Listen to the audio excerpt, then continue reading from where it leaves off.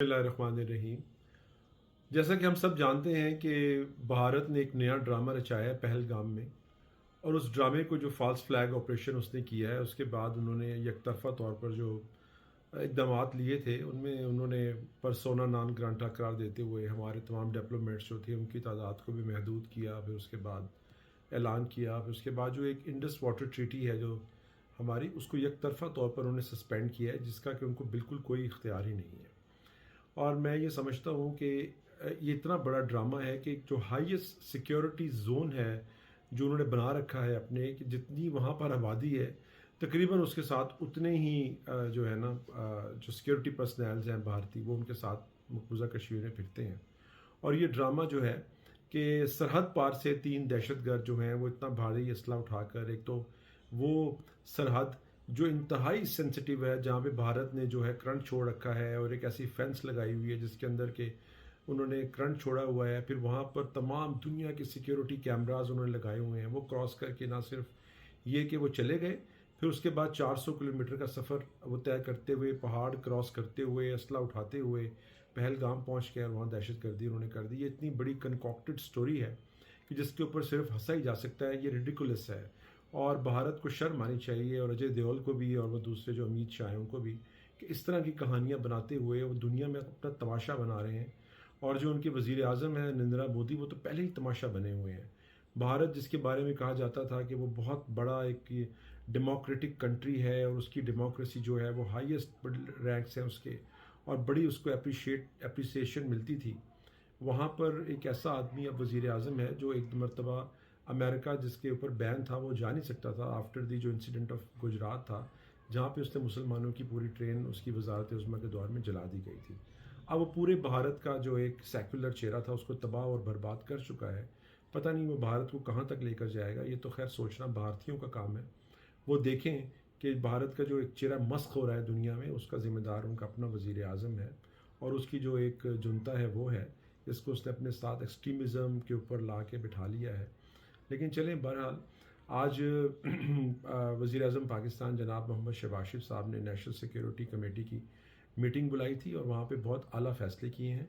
मैं ये समझता हूँ कि पूरी कौम जो है वो उन तमाम फैसलों के साथ खड़ी है, और बिलखसूस अपनी सियासी क़यादत के साथ साथ जो हमारी अफवाज पाकिस्तान है, हम उनके साथ खड़े हुए हैं। और इस मौके पर मैं मियां मोहम्मद नवाज शरीफ साहब की क़यादत को सलाम पेश करता हूँ कि 1998 में उन्होंने इस मुल्क को एटमी ताकत बनाकर आज भारत को ये मजबूर कर दिया है कि वो 100 मरतबा कोई भी एडवेंचर करने के लिए, मिस एडवेंचर करने के लिए 1000 मरतबा से उसको सोचना पड़ेगा।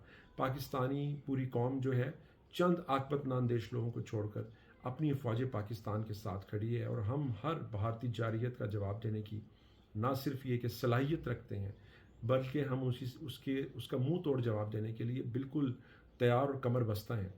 और मैं ये समझता हूँ कि आज नेशनल सिक्योरिटी कमेटी ने जो फ़ैसले लिए हैं उनके ऊपर पूरी कौम अपनी उन फैसलों के साथ खड़ी हुई है, और हमें एक वक्त आ गया है कि भारत को मुंह तोड़ जवाब दिया जाए। और हम ये जो ग्रांटोर्स हैं, इंटरनेशनल ग्रांटोर्स हैं जो कि इंडस वाटर ट्रीटी के ग्रांटोर्स हैं, उनके लिए भी लम्हा फ़िक्रिया है कि हमेशा भारत ने वो कश्मीर में जो है प्लेबिसाइट हो उसको उन्होंने पसे पुश डाला हुआ है। रादर उन्होंने उन जो प्लेबिसाइट की जो रेजोल्यूशंस थी यूएन से पास शुदा, उनको उन्होंने डस्टबिन में फेंका हुआ है। अब उन्होंने वो ग्रांटोर जिसमें वर्ल्ड बैंक भी शामिल है, जिसके अंदर इंडस वाटर ट्रीटी है, उसके ग्रांटोर्स हैं, उनकी भी बहुत बड़ी बेइज्जती है। उनको सोचना चाहिए कब तक वो इस तरह से अपना चेहरा जो है दागदार करते रहेंगे। कौन उन पर फिर बाद में एतमाद करेगा। ये ग्रांटोर्स जो होते हैं उनकी बड़ी अहमियत होती है, और उन लोगों को बनाया जाता है जिनकी कोई साख होती है।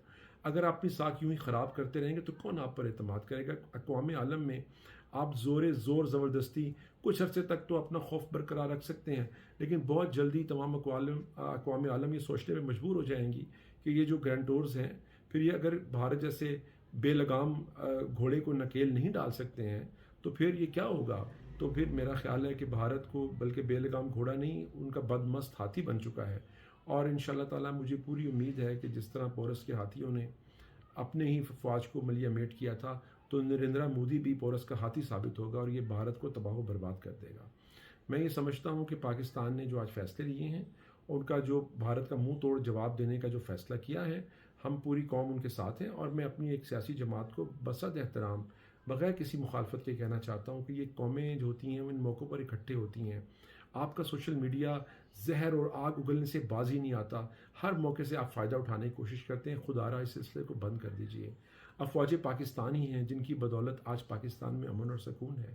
افواج پاکستانی ہیں جو سرحدوں پر اپنی جان دے رہی ہیں، اور پاکستان جس نے بے دریغ قربانیاں دی ہیں ٹیررزم کے ساتھ لڑتے ہوئے، اور ان کا مقابلہ کرتے ہوئے. نہ صرف سویلینز نے بلکہ افواج پاکستان کے ساتھ ساتھ ان تمام معصوم سویلینز نے بھی، کے پی ہو، بلوچستان ہو، جہاں پہ انسرجنسی ہے اور جس کا سارے کے سارے جو تانے بانے وہ بھارت سے ملتے ہیں. ہم تو خود دہشت گردی کا شکار قوم ہے. ہم کس طرح کسی کے ملک میں جا کر بے معصوم لوگوں کو مار سکتے ہیں، دہشت گردی کر سکتے ہیں. ہم اس واقعے کی پرزور مذمت کرتے ہیں جو پہلگام میں ہوا، یا کہیں پر بھی دنیا میں دہشت گردی کا جو واقعہ ہوتا ہے. اور دہشت گردی کا یقین رکھیے، اور آپ کو اس کا بات کا پوری طرح سے ادراک ہونا چاہیے کہ دہشت گردی کا کوئی مذہب نہیں ہوتا ہے. اور دہشت گردی کو if somebody wants to kill himself, how you can stop that man. اور آپ ایک آدمی آپ کے اوپر خود کش حملہ کرتا ہے. ہم نے جنازوں پر خود کش حملے ہوئے، ہماری میتوں پر خود کش حملے ہوئے. ہم نے 80,000 لوگوں کی جانوں کا نذرانہ پیش کیا ہے. ہم نے اپنی سرحدوں کی حفاظت کے لیے، ان کو محفوظ بنانے کے لیے بڑی قربانیاں دی ہیں. ہم کسی بھی ملک کے معصوم لوگوں کے پاس جا کے دہشت گردانہ حملہ نہیں کر سکتے ہیں. لیکن بھارت، جہاں پر آپ دیکھیں کہ آئے دن یہ واقعات ہوتے رہتے ہیں، آئے دن، حتیٰ کہ آپ ان گائے بھینسوں کے اوپر قتل ہو جاتے ہیں. وہاں پر اگر کوئی بچیاں وہاں پر نقاب لیتی ہیں، اس کے اوپر وہاں پر کیا کچھ ہوتا ہے مسلمانوں کے ساتھ. وہاں پر رہنے والے، ابھی تو کینیڈا چیخ چیخ کر بتا رہے ہیں کہ کس طرح خالصتان کی تحریک کو سیبوٹاج کرنے کے لیے ان کے لیڈرز کو قتل کیا گیا، بھارتی ایجنسیوں نے کیا. تو بھارت پوری دنیا میں دہشت گردی پھیلاتا ہے، اپنے اندر اٹھنے والی آوازوں کو دبانے کے لیے کیا کچھ حربے وہ استعمال کرتا ہے. تو بھارت کو اپنا یہ جو خوفناک چہرہ ہے خود آئینے میں دیکھنا چاہیے، نہ کہ یہ کسی کے اوپر کیچڑ اچھالنا چاہیے. پاکستان جو کہ خود دہشت گردی کا شکار رہا ہے اور آج تک لڑ رہا ہے، اس کے اوپر اس طرح کے الزامات اب بند ہونے چاہیے. اور اگر بھارت نے اپنا یہ رویہ نہیں بدلا تو پاکستان کی قوم جو ہے پوری صلاحیت رکھتی ہے کہ اپنی افواج کے ساتھ کھڑے ہو کے شانہ بشانہ افواج پاکستان کے ساتھ ہم کھڑے ہیں، ان کے دست و بازو بنیں گے، ان کے ساتھ مضبوطی سے کھڑے ہو کے آپ کا مقابلہ کریں گے.